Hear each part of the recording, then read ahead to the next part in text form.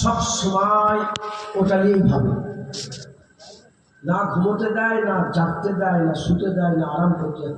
সব সময় দিলের মধ্যে যেমন পায়ে কাটা থাকলে আঘাত করে, ওরকম সব সময় আঘাত করতে পারে। ধরেন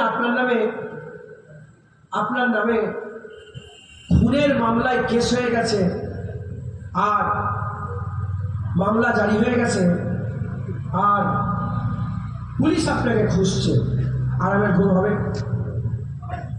যদি ঘুম থেকে উঠে কি মনে হবে? ওই কথা। ঘুমোতে যাওয়ার সময় কি মনে হবে? ওই কথা। খেতে গেলে কি মনে হবে? ওই কথা। পুলিশের ভয় যদি বান্দা দিলে ঢুকে গেলে এত বেচैन করে দেয়, আল্লাহর ভয় বান্দার দিলে ঢুকে গেল, বান্দাকে বেচैन করে দেয়।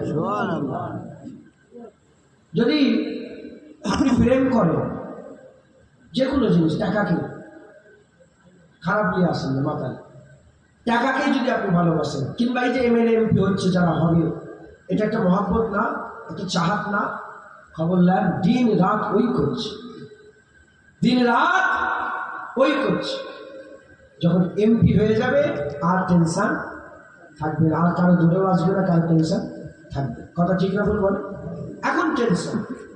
জেনে রেখে দেবেন, মহাব্বত যখন হয় তখন বেচैनी থাকে, কিন্তু মহাব্বত যখন মাহবুব পেয়ে যায় আর বেচैन থাকে না। যখন বান্দা আল্লাহ পেয়ে রব্বুল আলামিন দেখবে, আল্লাহ বান্দারা কাঁদবে, কাঁদবে না। আল্লাহকে যখন দেখবে দিদারে খান না, তখন আর কান্নাকাটি থাকবে না। জান্নাতে কাঁদবে কেন? জান্নাতে মাহবুব পেয়ে গেছে, জেনে বলে। আমি তো জানি না দিলের খবর, আর হাদিস সাহেব যারা আছে এমনি হুজুরের জন্য দিল ছটফট করে, কিন্তু মদিনায় যাওয়ার সাথে সাথে একটা অন্য হাল পয়দা হয়ে যায়। কেন? কান্নাকাটি বেশি অত আসে না, কারণ মাহবুব পেয়ে গেছে।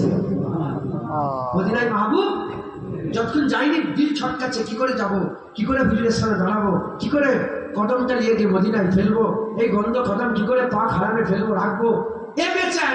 কিন্তু যখন মদিনায় হুজুরের গুম্বা দেখা যায়, তখন হাল পাল্টে যায়, তখন আর অত কান্নাকাটি থাকে না, যাতায়াত হয়, কিন্তু অত কেন?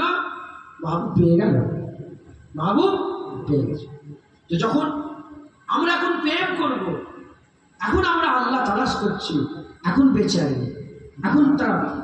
এখন দিলের মধ্যে বেচারি পয়দা হবে, কারণ এখন আমরা আশিক হয়ে আল্লাহকে মাহবুব বানাবো, আমরা মহাব্বত করবো। একবার জোরে বলেন রাজি আছেন?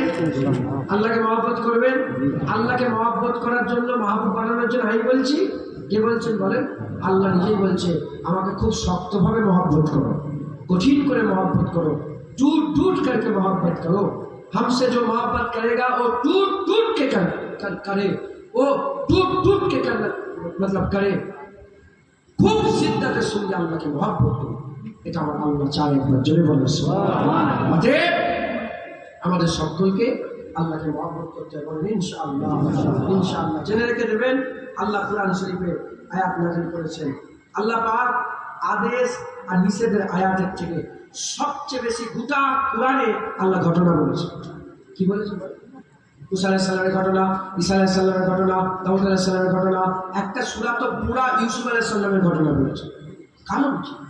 কারণ ঘটনা এমন জিনিস, ঘটনা থেকে মানুষের জন্য শিক্ষা আছে, ঘটনা থেকে মানুষের জন্য শিক্ষা আছে। তাই আমিও আর লম্বা চড়া আলোচনা নয়, কারণ 11টা পার হয়ে গেছে।